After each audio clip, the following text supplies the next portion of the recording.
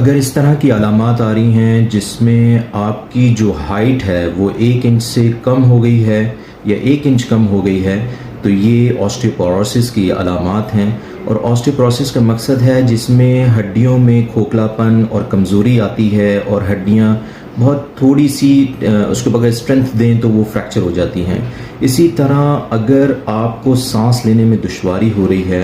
तो इसका मकसद है कि जो आपके मोहरे हैं और जो डिस्क है उसमें जो कमी आ गई है, उसके अंदर जो उसकी स्पेस है वो रिड्यूस हो गई है, जिसकी वजह से लंग कैपेसिटी रिड्यूस हो रही है और सांस लेने में दुश्वारी हो रही है। इसी तरह अगर पोस्चर जो है वो चेंज हो गया है यानी झुकाव आ गया है और तो ये ऑस्टियोपोरोसिस की अलामत है। इसी तरह अगर जो है वो कमर में दर्द रहता है और